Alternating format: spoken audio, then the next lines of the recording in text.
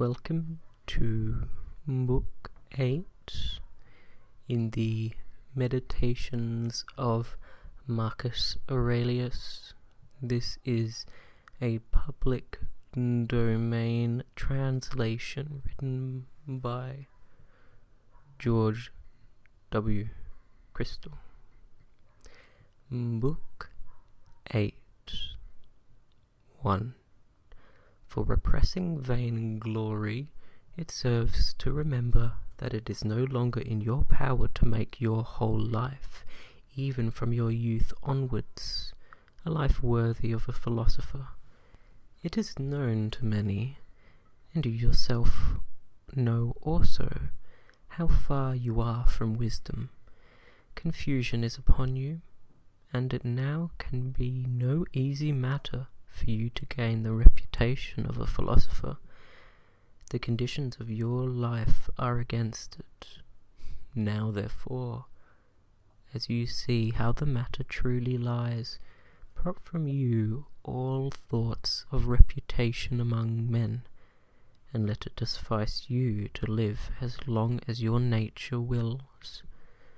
Though that be but the scanty remnant of life, study, therefore, the will of your nature, and be solicitous about nothing else. You have many efforts, and wandered much, but you have nowhere found happiness. Not in syllogisms, not in riches, not in fame or pleasure, not in anything. But then where is it? In acting that part which human nature requires. How can you act that part? By holding principles as the source of your desires and actions. What principles? The principles of good and evil, that nothing is good for a man which does not make him just, temperate, courageous and free, and that nothing can be evil which tends not to make him the contrary of all these things. 2. Upon every action ask yourself, what is the effect of this for me? Shall I never repent of it? I shall presently be dead, and all these things gone. What more should I desire if my present action is becoming to an intelligent and social being, subject to the same law with God's? 3. Alexander, Caesar, Pompey, what were they compared with Diogenes, Heraclitus, and Socrates? These knew the nature of things, and their causes and their matter, and the minds within them were at one. As to the former, how many things they schemed for, and to how many were they enslaved? 4. Men will go their ways none the less, though you burst in protest. 5. Before all things be not perturbed. Everything comes to pass as directed by universal nature, and in a little time you will be departed and gone, like Hadrianus and Augustus. Then scan closely the nature of what has befallen you, remembering that it is your duty to be a good man. Do unflinchingly whatever man's nature requires, and speak as seems most just, yet in kindliness, modesty, and sincerity. 6. It is nature's work to transfer what is now here into another place, to change things, to carry them hence, and set them elsewhere. All is change, yet there is no need to fear innovation, for all obey the laws of custom, and in equal measure all things are apportioned. 7. For every nature it is sufficient that it goes on its way and prospers. The rational nature prospers while it assents to no false or uncertain opinion, while it directs its impulses to unselfish ends alone, while it aims its desires and aversions only at the things within its power, and while it welcomes with contentment all that universal nature ordains. The nature of each of us is part of universal nature. As the leaf is part of the tree, the leaf indeed is part of an insensible and unreasoning system which can be obstructed in its workings, but human nature is part of that universal system which cannot be impeded, and which is intelligent and just, hence is meted out suitably to all our proper portions of time, of matter, of active principle, of powers and of events. Yet look not to find that each several thing corresponds exactly with any other. Consider rather the whole nature and circumstances of the one, and compare them with the whole of the other. 8. You lack leisure for reading, but leisure to repress all insolence you do not lack. You have leisure to keep yourself superior to pleasure and pain and vainglory, to restrain all anger against the ungrateful, nay, even to lavish loving care upon them. 9. This is a quote. 9.1.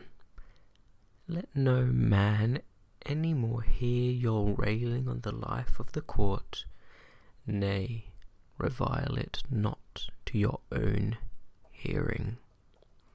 10. Repentance is a self-reproving, because we have neglected something useful. Whatever is good must be useful in some sort, and worthy of the care of a good and honourable man. Now, such a man could never repent of neglecting some opportunity of pleasure. Pleasure then is neither useful nor good. 11. Of each thing ask, what is this in itself, and by its constitution? What is its substance or matter? What is its cause? What is its business within the universe? How long shall it endure? 12. When you are reluctant to be roused from sleep, remember that it accords with your constitution and with human nature to perform social actions. Sleep is common to us with brutes. Now whatever accords with the nature of each species must be most proper, most fitting, and most delightful to it. 13. Constantly, and if possible on every occasion, apply to your imagination the methods of physics, ethics, and dialectic. 14. Whomsoever you meet, say straightway to yourself, what are this man's principles of good and evil? For if he holds this or that doctrine concerning pleasure and pain, and the causes thereof, concerning glory and infamy, death and life, it will seem to me neither strange nor wondrous that this or that should be his conduct. I shall bear in mind that he has no choice but to act so. 15.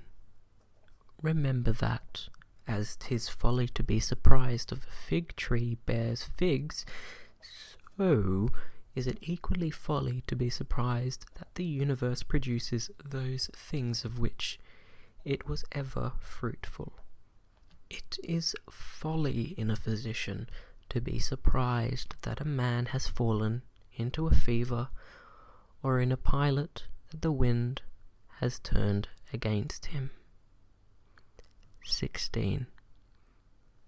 Remember that to change your course and to follow any man who can set you right is no compromise of your freedom.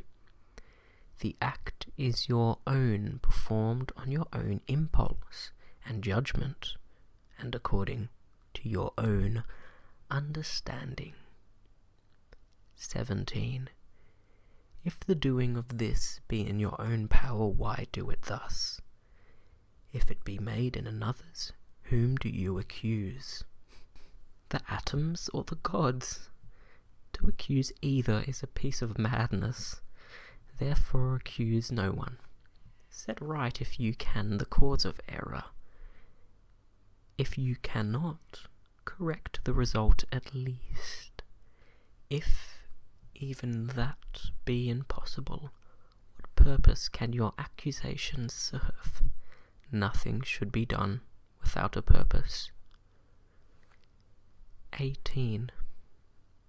That which dies falls not out of the universe.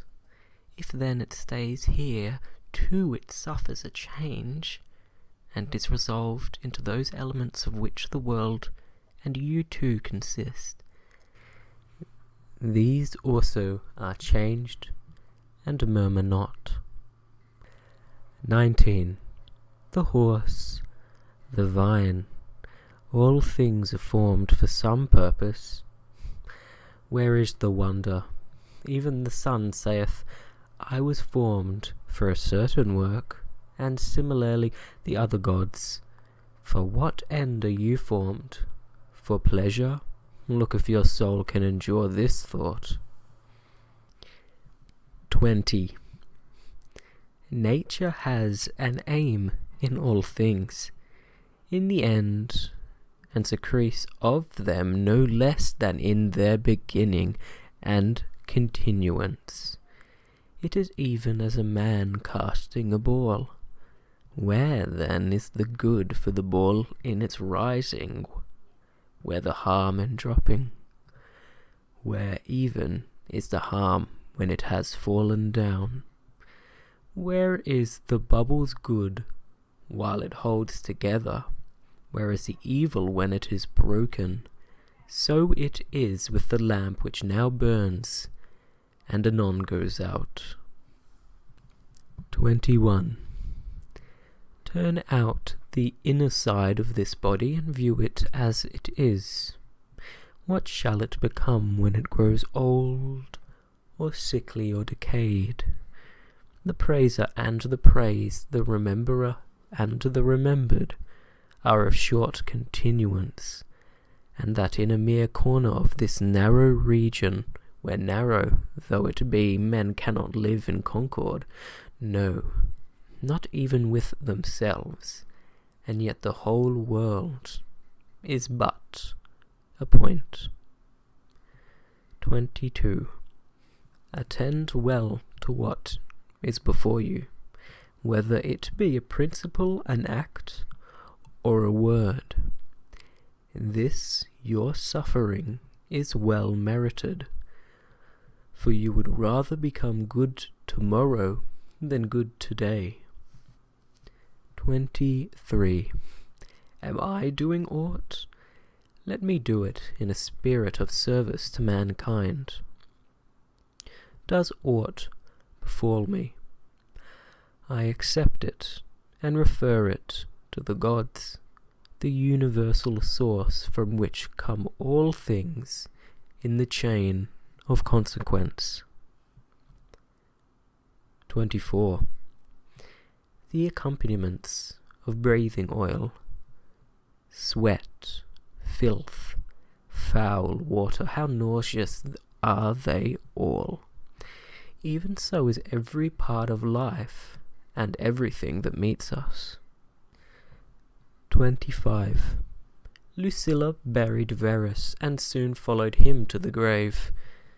Secunda saw the death of Maximus, and soon herself died. Epitynchinus buried Diotimus, then Epitynchinus was buried. Antoninus mourned Faustina, and thereafter Antoninus was mourned. Sella buried Hadrian, and Sella was buried. All go the same way. The cunning men who foretold the fates of others, or who swelled with pride, where are they now?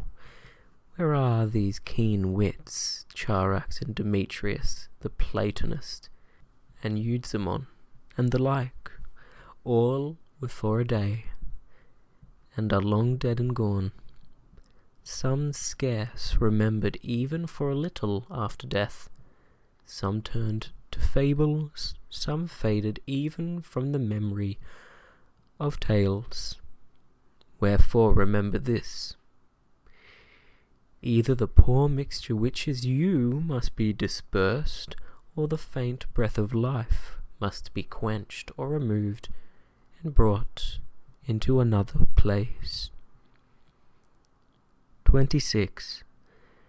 The joy of man is to do his proper business, and his proper business is to be kindly to his fellows, to rise above the stirrings of sense, to be critical of every plausible imagination, and to contemplate universal nature and all her consequences. 27. We have all of us three relations: the first to the manifold occasions of our state, the second to the supreme divine cause from which proceed all things unto all men, the third to those whom we live. 28. Pain is either an evil to the body, and then let the body so declare it, or an evil to the soul. But the soul can maintain her own serenity and calm, and refuse to conceive pain as an evil. All judgment, intention, desire, and aversion are within the soul, to which no evil can ascend. 29. Blot out false imaginations, and say often to yourself, it is now in my power to preserve my soul free from all wickedness, all lust, all confusion or disturbance, and then, as I truly discern the nature of things, I can use them in all due proportion. Be ever mindful of this power which nature has given you. 30. Speak, whether in the Senate or elsewhere, with dignity rather than elegance, and let your words ever be sound and virtuous. 31. The court of Augustus, his wife, his daughter, his descendants and his ancestors, his sister, and Agrippa, his kinsmen, familiars and friends, Aurelius, Macenius, his physicians, and his flamens. Death has them all. Think next of the death of a whole house, such as Pompey's, and of what we meet sometimes inscribed on tombs. He was the last of his race. Last of all, consider the solicitude of the ancestors of such men to leave a succession of their own posterity. Yet at the end, one must come the last, and with him dies all that house. 32. Order your life in its single acts, so that if each, as far as may be, attains its end, it will suffice. In this no one can hinder you. But, you say, may not something external withstand me? Nothing can keep you from justice, temperance, and wisdom. Yet perhaps some other activity of mine may be obstructed. True, but by yielding to this impediment, and by turning with calmness to that which is in your power, you may happen on another course of action equally suited to the ordered life of which we are speaking. 33. Receive the gifts of fortune without pride, and part with them without reluctance. 34. You have seen a hand, a foot, or a head cut off from the rest of the body, and lying dead at a distance from it. Even such as these does he make himself, so far as he can, who repines at what befalls, who severs himself from his fellow men, or who does any selfish deed. Are you cast forth from the natural unity? Nature made you to be a part of the whole, but you have cut yourself off from it. Yet here there is the glorious provision that you may reunite yourself if you will.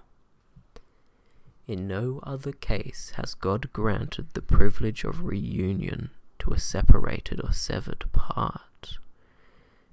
Yet behold the goodness and bounty with which God hath honoured mankind. He first puts it in their power not to be severed from this unity, and then, even when they are thus severed, he suffers them to return once more, and take their place as parts of the whole, and to grow one with it again. 35. Universal nature, as she has imparted to each rational being almost all its faculties and powers, has given to us this one in particular among men, as nature converts to her use, ranges in destined order, and makes part of herself all that withstands or opposes her, so each rational being can make every impediment in his way a proper matter for himself to act upon, and can use it for his guiding purpose, whatever it may be. 36. Do not confound yourself by considering the whole of life, and by dwelling upon the multitude and greatness of the pains and troubles to which you may probably be exposed. As each presents itself, ask yourself, is there anything intolerable and insufferable in this? You will be ashamed to own it.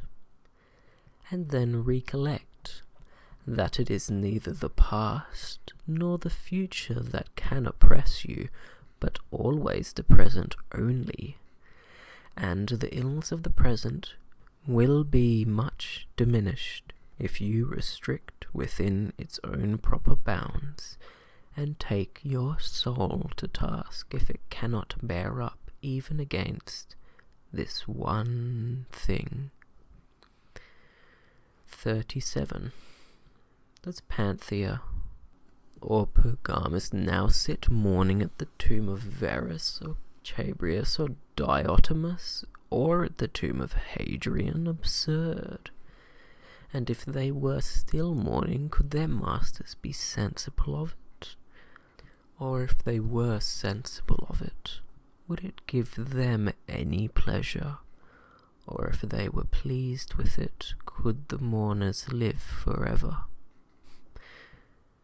Was it not fate that they should grow old men and women and then die? What then would become the illustrious dead when these faithful souls were gone?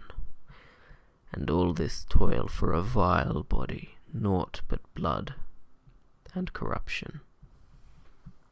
38. If you have keen sight, says the philosopher, use it in discretion and in wisdom. 39. In the constitution of the rational being, I discern no virtue made to restrain justice, but I see continence made to restrain sensual pleasures. 40. Take away your opinion about the things that seem to give you pain, and you stand yourself upon the surest ground. What is that self? It is reason. I am not reason, you say. So be it. Then let not reason pain itself, but leave any part of you which suffers to its own opinions of the pain. 41. Obstruction of any sense is an evil for the animal nature. So is the obstruction of any of its impulses. There are other kinds of obstruction which are evil for the nature of plants, for the rational nature is like manna, and therefore obstruction of the understanding is evil. Apply all this to yourself. Do pain and pleasure affect you? Let the senses look to it. Does anything hinder your designs? If you have designed without the proper reservations, that in itself is an evil for you as a reasoning being. If you designed under the general reservation, you are neither hurt nor hindered. No man can hinder the proper work of the mind. Nor fire, nor sword, nor tyrant, nor calumny can reach it, nor any other thing, when it is become even as a sphere, complete and perfect within itself. 42. I have no right to vex myself, who never yet willingly vexed anyone. 43. Each man has his own pleasure. Mine lies in having my ruling part sound, without aversion to any man, or to any hap that may befall mankind. Yet, let me look on all things with kindly eyes. Let me accept and use them all according to their worth. 44. See that you are secure the benefit of the present time. They who pursue a fame which is to live after them reflect not that posterity will be men even as rare as those who vex them now, and that they too will be mortal. And afterwards, what shall signify to you the clatter of their voices, or the opinions they shall entertain about you? 45. Take me up and cast me where you will.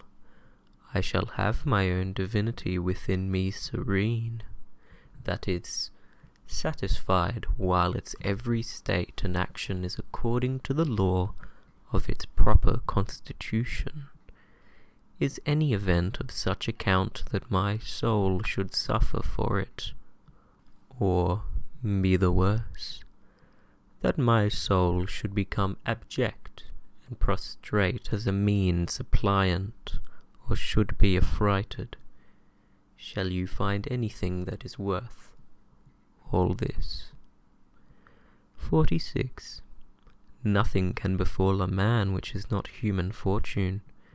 Nothing can happen to an ox, to a vine, or to a stone which is not the natural destiny of their species. If then that alone can befall anything which is usual and natural, what cause is there for indignation? Universal nature hath brought nothing upon you which you cannot bear. 47. When you are grieved about anything external, it is not the thing itself which afflicts you, but your judgment about it. This judgment it is in your power to efface. If you are grieved about anything in your own disposition, who can prevent you from correcting your principles of life? If you are grieved because you do not set about some work which seems to you sound and virtuous, go about it effectually, rather than grieve that it is undone.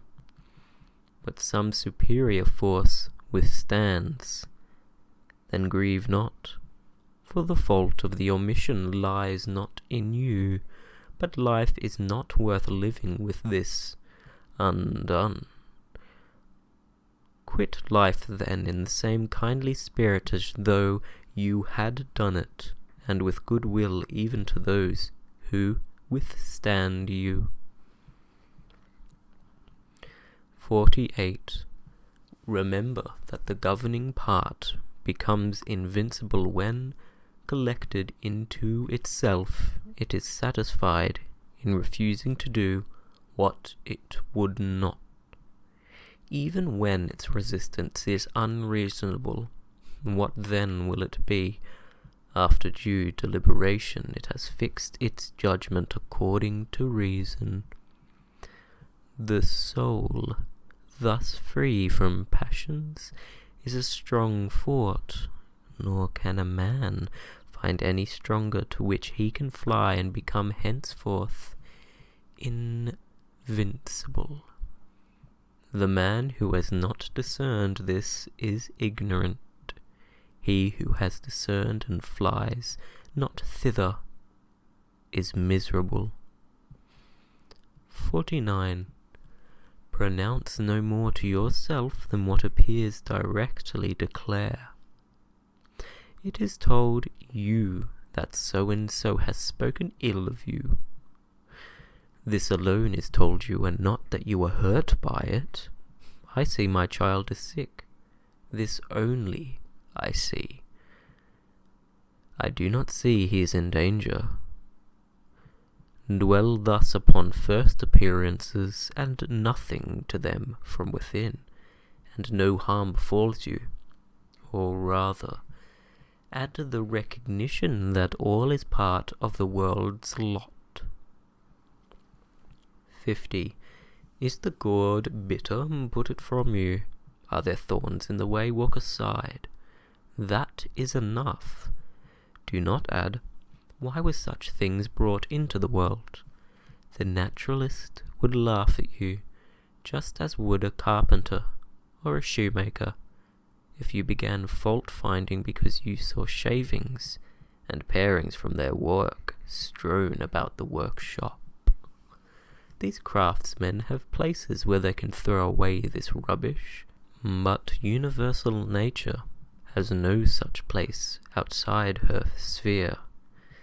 Yet the wonder of her art is that, having confined herself within certain bounds, she transforms into herself all things within her scope which seem to be corrupting or waxing old and useless, and out of them she makes other new forms, so that she neither needs matter from without nor a place where to cast out her refuse.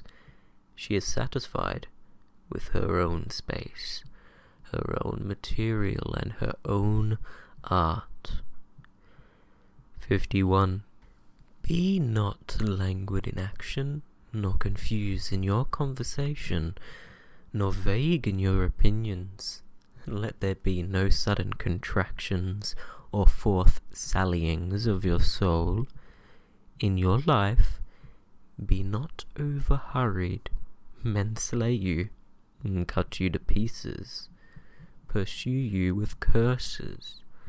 What has this to do with your soul remaining pure, prudent, temperate, and just?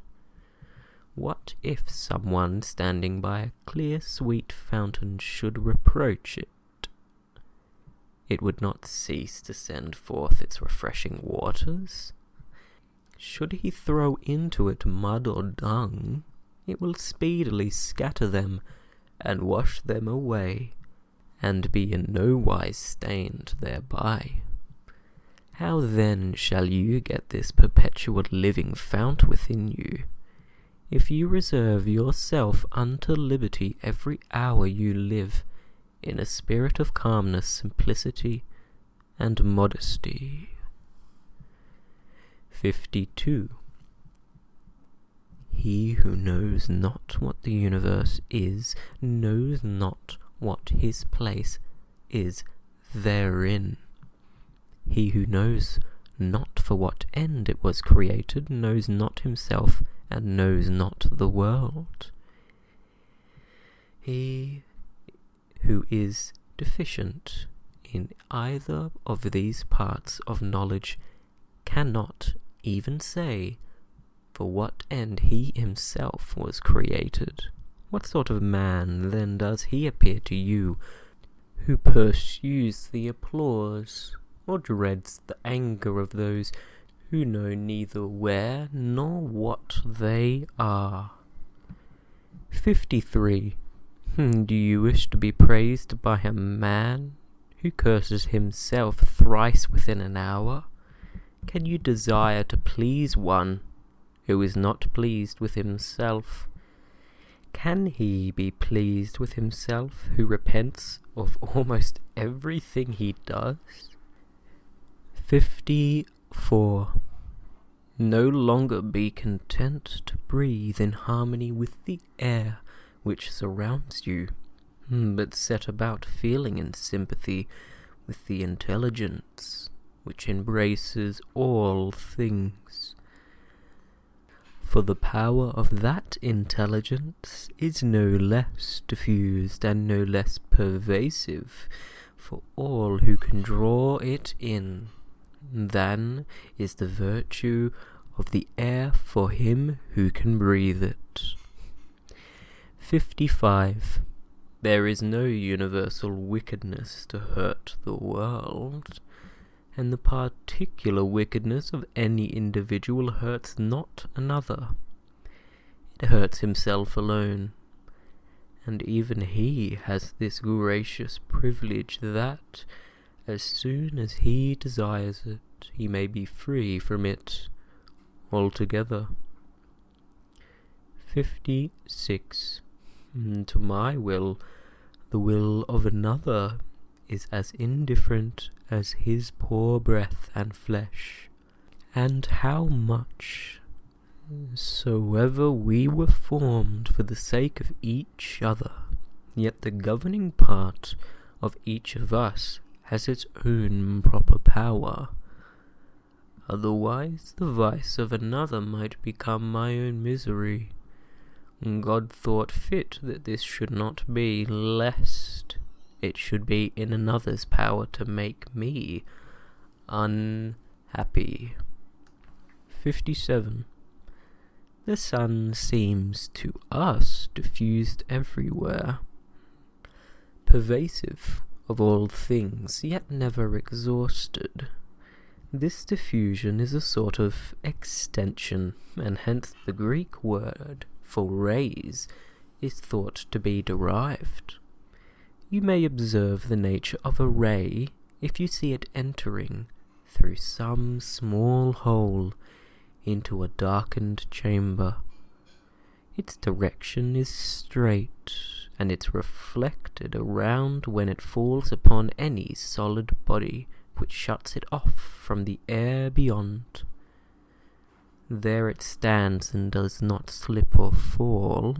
Now such should be the flow and diffusion of the understanding, never exhausted, always extending, not violently or furiously dashing against the obstacles that meet it, nor falling aside, but resting there and illuminating whatever will receive it. That which will not transmit the light does but deprive itself of radiance. 58. He who dreads death dreads either the extinction of all sense or the experience of a new one. If all sense be extinguished, there can be no sense of evil. If a different sort of sense be acquired, you become a different creature and do not cease to live. 59. Men were created, the one for the other. Teach them better then, or bear with them. 60. Mind moves in one way and an arrow in another. The mind, when cautiously proceeding, or when casting round in deliberation about what to pursue, is nevertheless carried onward straight towards its proper mark. 61. Penetrate into the governing part of others, and also allow others to enter into your own. That's the end of the 8th book in the Meditations of Marcus Aurelius. Thank you very much for listening, and I hope that you get to have a pause and a reprieve and a stop and a break and good night.